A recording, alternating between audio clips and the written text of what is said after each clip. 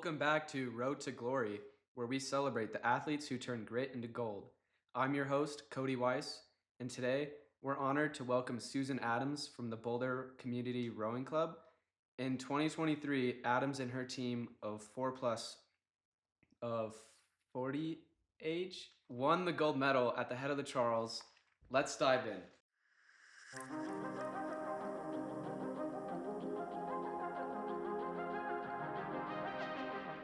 How did you first get into rowing? I actually rowed in high school, which is surprising because it's such an elite sport. And I went to a public high school in Alexandria, Virginia, T.C. Williams, and it was one of the only public high schools that had a rowing team. They happened to have great parent crew boosters, and they had a boathouse right on the Potomac River, just down from the Kennedy Center. And I remember like seeing the boats, and I was like, I want to get in one of those. And it was such a moment to get in a boat for the first time as like 16 years old. I'm all gangly and like trying to figure things out. And there was something so calming about it. And they had a great coaching team, or coaching staff. And I just took to it. It was one of those things. It was honestly like playing a violin where you see a protege, like I got in and I just could do it. I was relaxed. And I actually did not win a gold, but I won a silver my senior year with the lightweight team of TC Williams. So I got really competitive in high school and got to really learn the team effort that it takes to be part of a team like that. And I do attribute that to my success in high school and college because I just didn't party as much, right? You couldn't if you were on a sports team.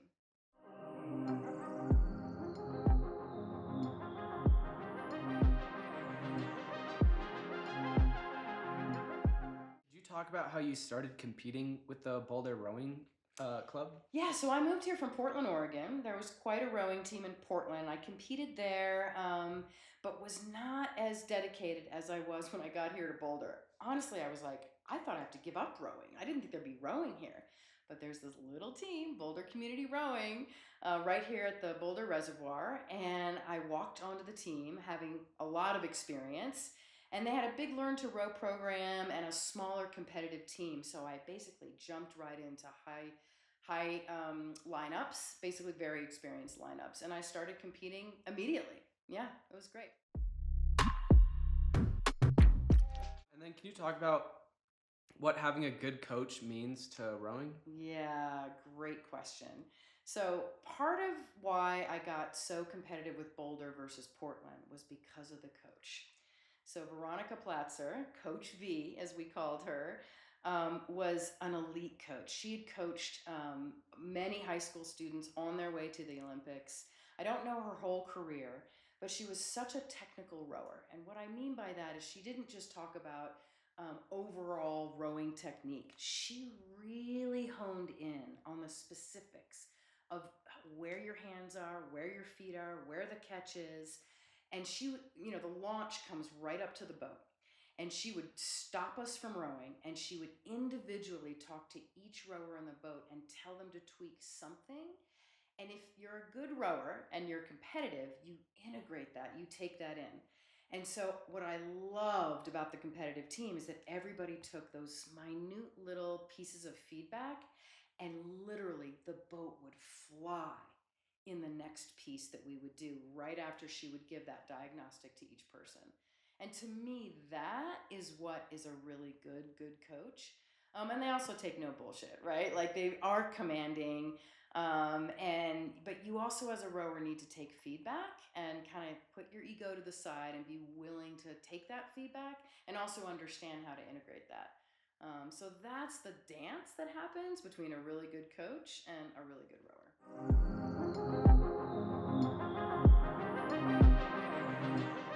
Were you able to assemble your team when competing for the Boulder rowing community, or was there another process? Yeah, so the process of getting a lineup and deciding to compete in a particular race, or especially something as high stakes as head of the Charles, is something called seat racing. And seat racing can be done in a variety of different ways, and it's very nerve wracking and can be super intense.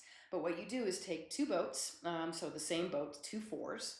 You've got a coach who watches, and then you do a piece, and then you switch a rower into the other boat. So they've got to get into the launch and the launch brings them over to the other boat, and they switch and see if the boats move any differently. That's considered seat racing.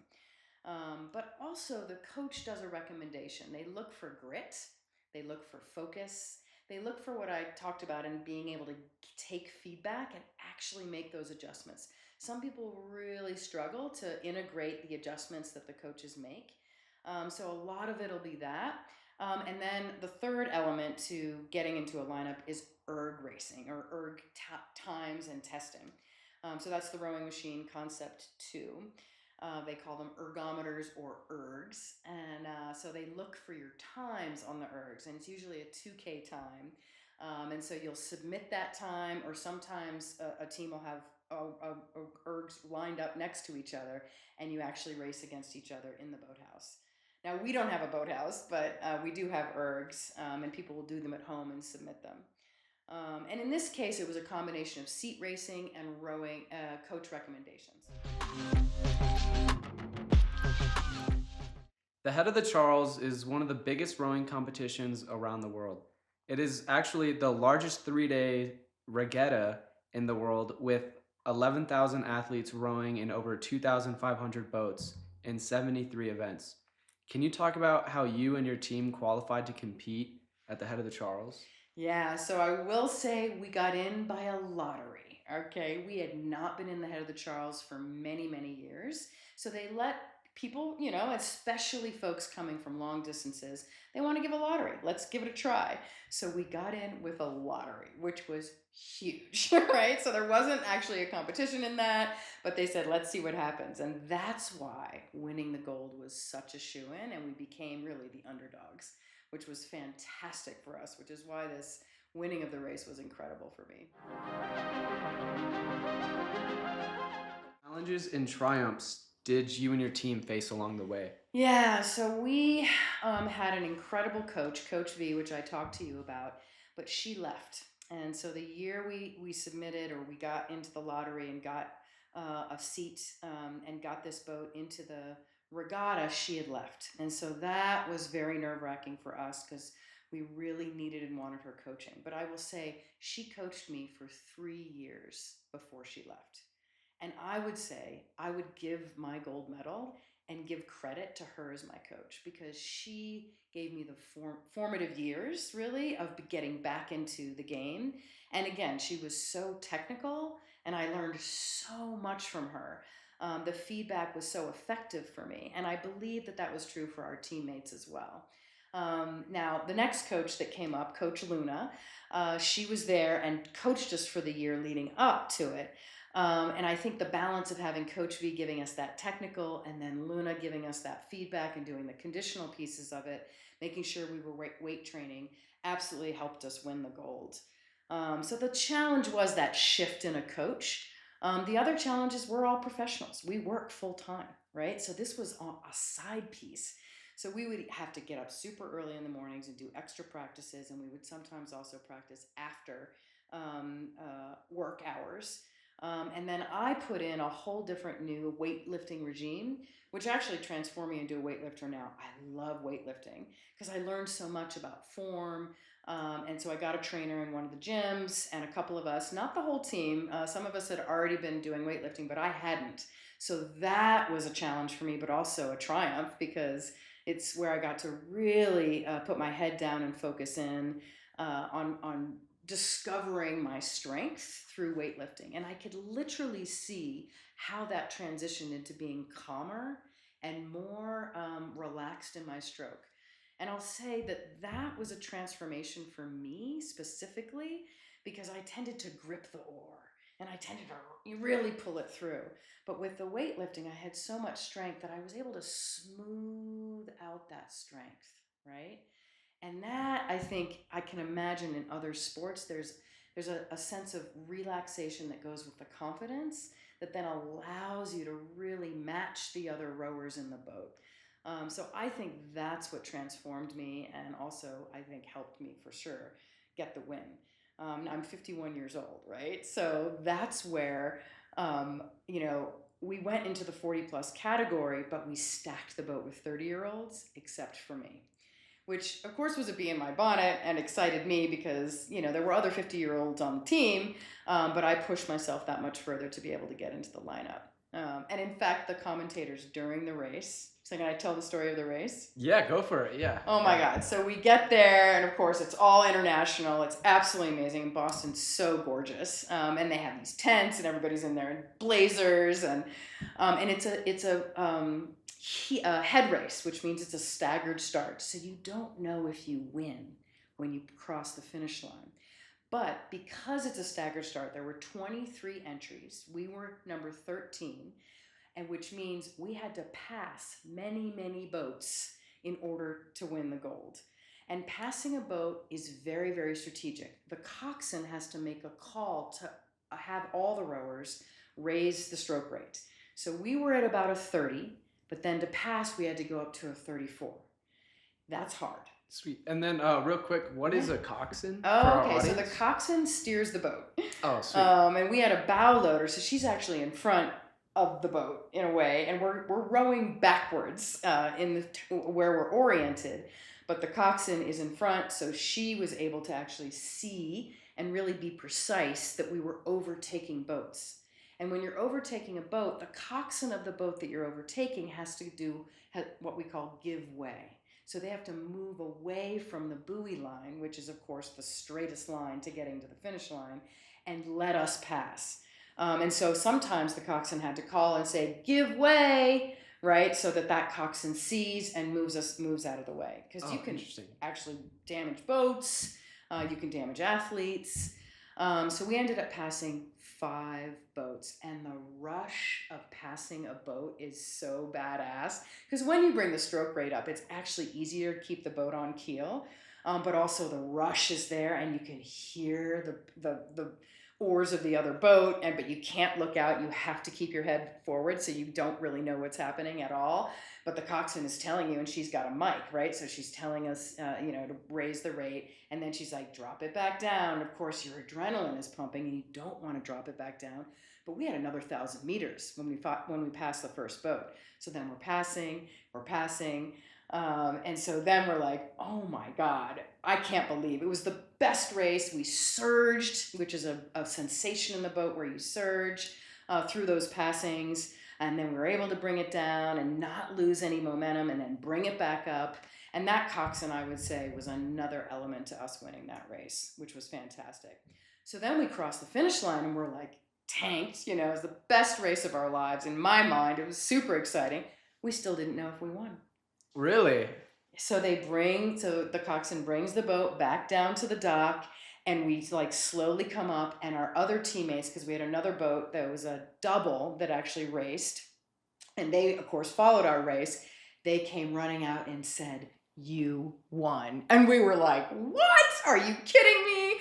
Tears. We jumped out of the boat. We gave each other the biggest hug. It was such an amazing moment. And I will say, this one woman in the boat, she and I didn't get along that well. And she was just a different personality than me. I was super buddy with the other 2 women, but not her so much. And that moment when we won, she gave me the biggest hug I've ever seen her give. And she's not a touchy-feely person, right?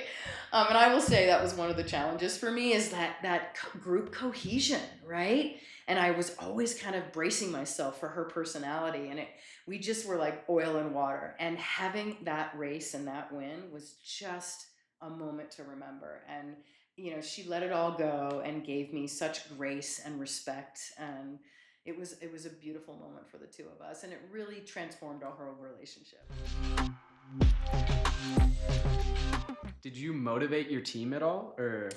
I did motivate my team. One of the things that I'm, kind of, I wouldn't say a coach or anything, but I'm so into harmony, and I so want to uplift people. So I love giving a team gift. And that was one of the things that is a tradition for a high stakes race like that, where we give a team gift. And so I decided to give them all kind of a joke gift. And here's what it was. It was a Honey Stingers Energy Chews, right? Oh, nice. Plus chocolates. that I put in a Ziploc bag. But on each Ziploc bag that I gave to each teammate, I Xeroxed a meme. And it was an awesome meme that, of course, Lauren, who I was challenged by, absolutely loved. And it was Winnie the Pooh and Piglet sitting on the log. And Winnie the Pooh says, "Piglet, what day is it today?" And Piglet says, "Today's the day we burn the motherfucker to the ground." And Pooh, of course, says, "That's my favorite day." And it was such a perfect meme that I Xeroxed it and taped it to each Ziploc bag and handed it out. Oh, that's perfect. And so it was a really motivator right before the race, handing it out. I picked just the right time, before we were getting warmed up, and everybody loved it. So That's that was sweet. super fun. Yeah. That's yeah, very wholesome. Yeah. And so then we get off the dock. We realized we won. We could not believe it. We were like screaming up and down. We won by only 10 seconds. I might have been 0.8. I can't remember for sure. I have to look that up again, but it was a very, very close race. And one of the teams in Seattle who has an amazing boat club, I mean, they're so highly resourced. The fact that we beat those clubs that are highly resourced is really where the underdog energy comes in, right? Because we don't have a boathouse. We have a bunch of racks on a gravel parking lot at the res, and we're constantly fighting the city of Boulder to reduce the rates to open up the gate in the morning. We're trying to get the hours to be more. Exactly. So yeah. that's the challenge that's really hard in Colorado because we don't have the resources, right? Including the high rates that we have to charge our members, and because of what it costs to rent these spaces. And that's true all over Colorado, even down in Denver. So that was the other piece for us that was a real challenge. And that's why it was so exciting for us to win. People were like, Boulder. Yeah. So we go to the awards tent. Of course, there's champagne, there's like a bar, and we walk in, and they schedule when the different teams or the different winners get up on stage, and they have this huge banner that says Head of the Charles. It's gorgeous. And so we get up on the stage, and they give a famous person in rowing gets to give out the awards. And we had no idea who that would be. And it turned out to be Bonnie Garmis, who gave us our awards over our neck, or our medals over our neck. So Bonnie Garmis is known to us. She's an author of a great book called The Lessons in Chemistry. Some of you may know it. It's on Apple Plus TV. And it's about this great scientist woman who in the 50s who ended up losing her job because the men just wanted science to not be filled with women. It was sort of a classic thing of women being oppressed.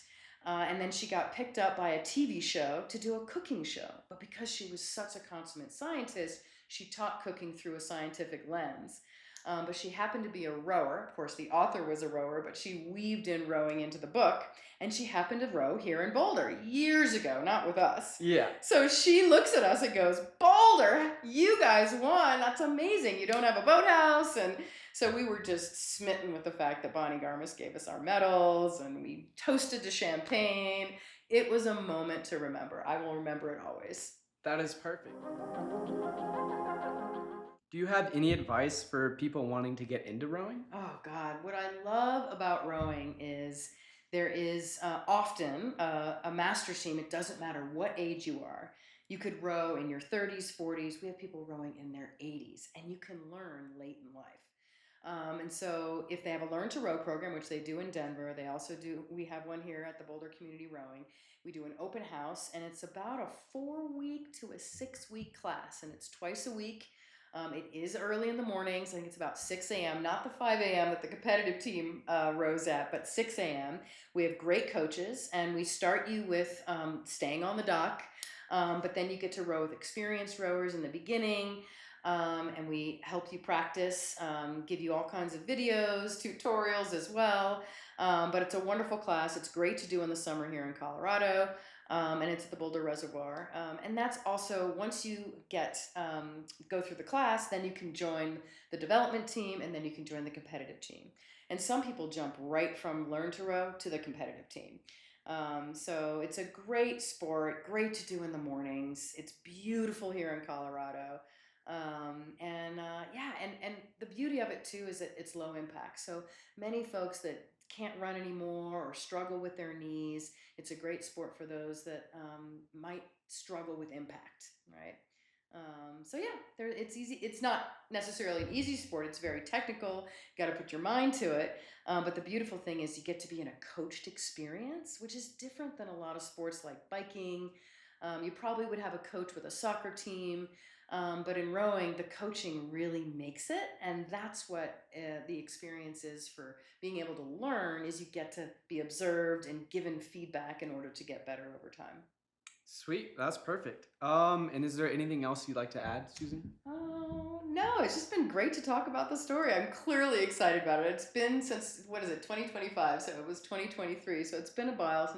And I appreciate the opportunity. Sweet. Yeah. Well, thank you for being on our podcast, Road to Glory, and yeah, thank you for being on our podcast. You're And welcome. for future fans, stay tuned for the next episode.